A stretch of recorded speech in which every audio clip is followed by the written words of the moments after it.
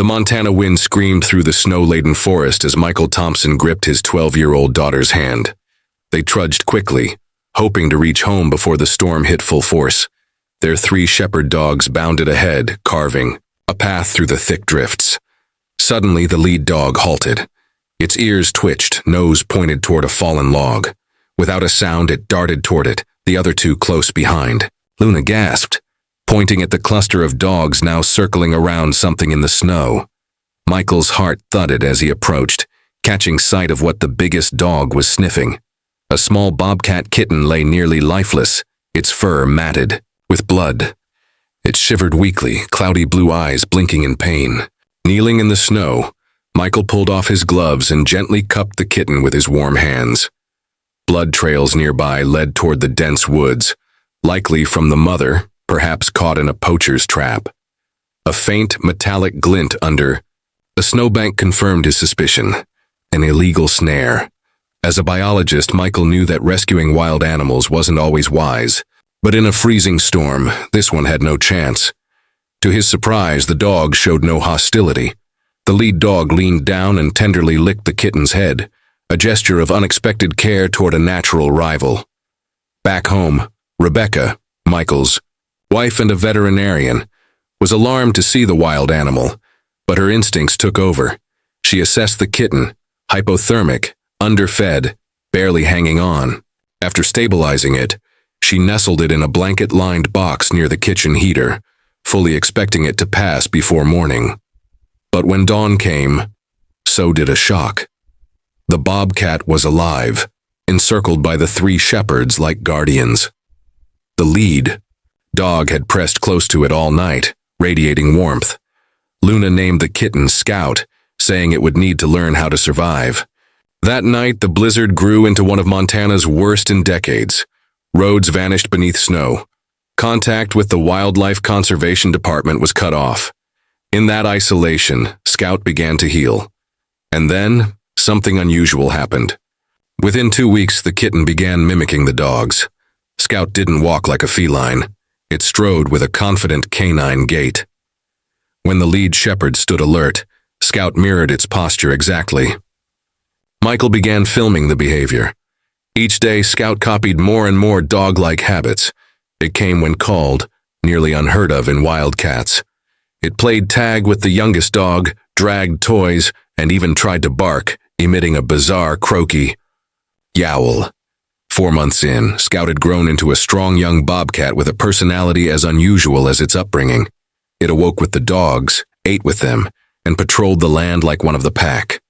Scout mixed sharp bobcat instincts, keen sight, speed and agility, with the loyalty and behavior of a shepherd. The result was an animal like no other. Luna started sharing videos of Scout online. The bobcat that thought it was a dog quickly gained fame. Curious visitors came to the farm to see the odd animal. When roads cleared, Ranger Martinez arrived.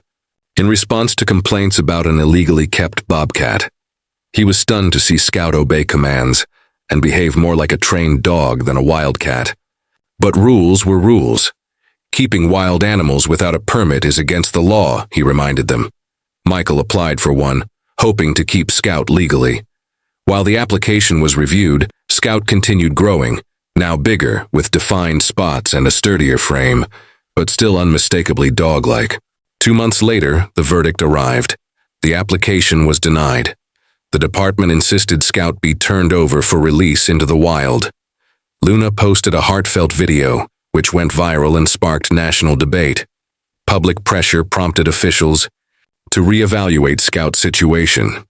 A team of experts, including the department head, a zoologist, and Martinez, spent a day observing Scout. They watched how it moved, responded to commands, and interacted with dogs and humans. They were impressed. "It's a rare case," said the director, "but the law doesn't bend. Wild animals belong in the wild." The zoologist, however, argued Scout might be too domesticated to survive. They proposed a compromise. Relocate Scout to a nearby wilderness zone 100 meters from the farm, fit with a GPS collar. If it adapted, it could stay. If not, other options would be considered. The day of parting came swiftly. Luna cried uncontrollably. Rebecca packed special food, knowing full well Scout had to learn to hunt.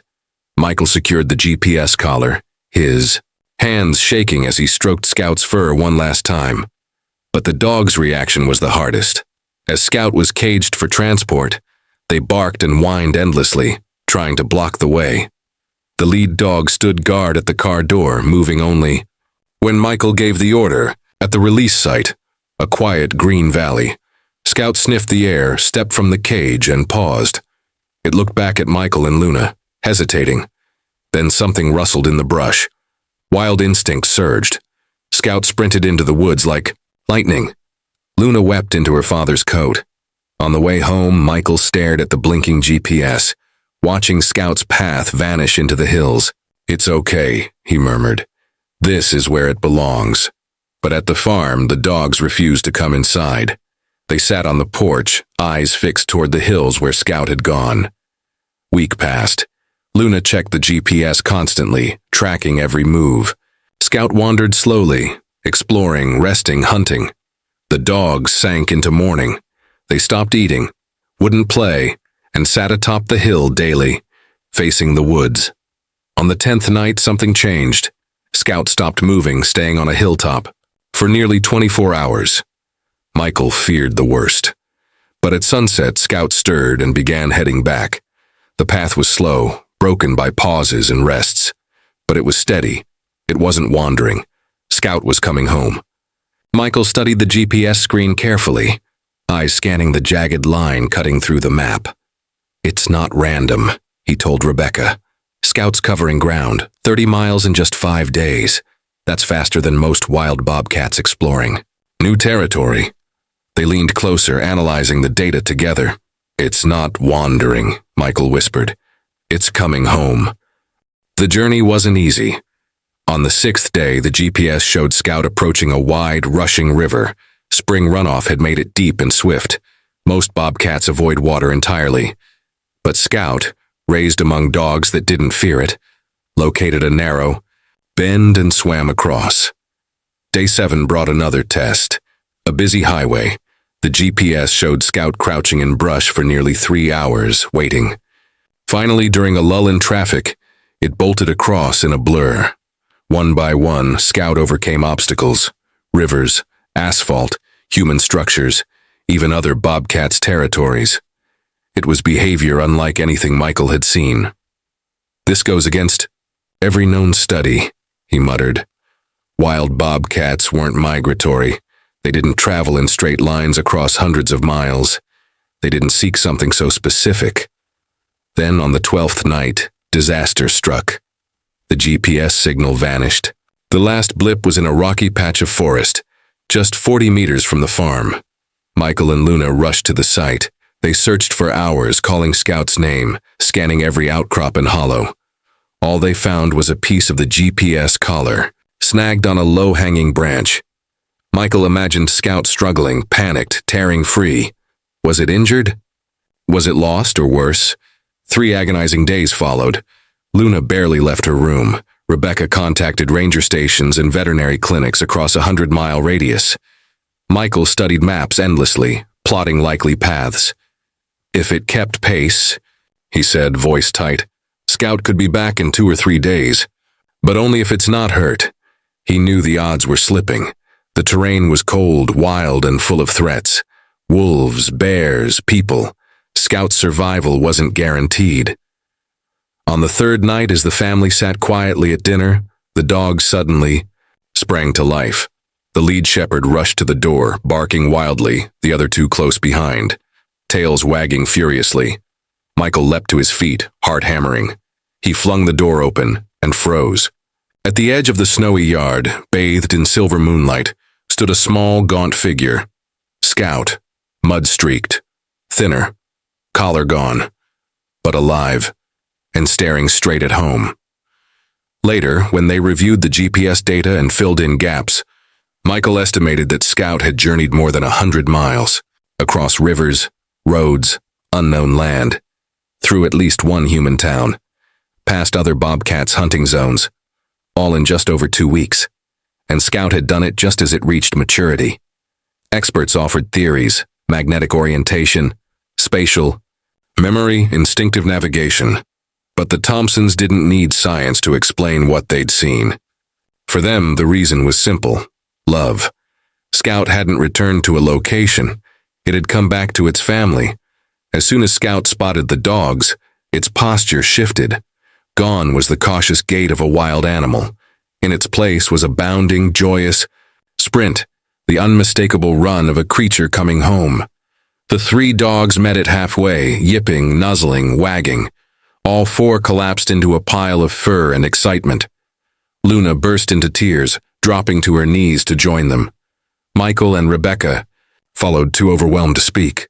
Scout, the once lost wild kitten, had found its way back across more than 100 miles, heading straight for the one place it knew: the Thompson farm. Inside, Rebecca examined it. Scout was underweight, with a scrape on its leg where the collar had likely snagged, but otherwise unharmed. It was a miracle. Michael called Ranger Martinez that same night. The ranger arrived at dawn, staring in disbelief at the bobcat curled up between the shepherds. "This doesn't happen," he murmured. "They don't return like this. They don't cross such distances, and they don't come back to live with dogs." Luna knelt beside Scout, gently stroking its fur. "It doesn't think it's a bobcat," she said. "It thinks it's one of us." Martinez exhaled slowly. "I have to report this," he said. "They'll want to move it again, probably farther." But as he looked into Scout's golden eyes, wild, yes, but filled with unmistakable recognition, he softened. "I'll suggest something different. I can't promise anything, but we've never seen a case like this." 2 weeks later, the director of the State Wildlife Conservation Department came herself. She watched Scout as it wrestled playfully with the youngest dog, patrolled the fields with the lead shepherd, and curled up in a warm heap with all three. "What we're witnessing defies conventional understanding," she admitted. "Scout isn't just a wild bobcat anymore, but it's not a pet either." A month later, the final decision arrived. For the first time in state history, the Thompsons were granted a special permit, an unprecedented exception. Scout could stay. But under conditions, the family had to build a large outdoor enclosure, allow routine inspections, and participate in ongoing behavioral studies. Michael and Rebecca agreed without hesitation. Luna shouted with joy. A year later, the Thompson farm had become a quiet destination for students, researchers, and nature lovers. People came to see the wild bobcat who lived with dogs. Michael had published a research paper on Scout's behavior. Luna, now 14, had decided to become a zoologist. And Scout had grown into a magnificent adult, muscular, agile, alert. But still, every evening it climbed to the same high rock overlooking the farm, sitting beside the lead dog, scanning the horizon like a sentinel. Scout had become something new, something between two worlds, a wild animal with the heart of a companion. Its story, a journey from near death to belonging, had shown one simple truth: love can be stronger than instinct, and family isn't about where you're born. It's about where you're accepted, protected, and loved.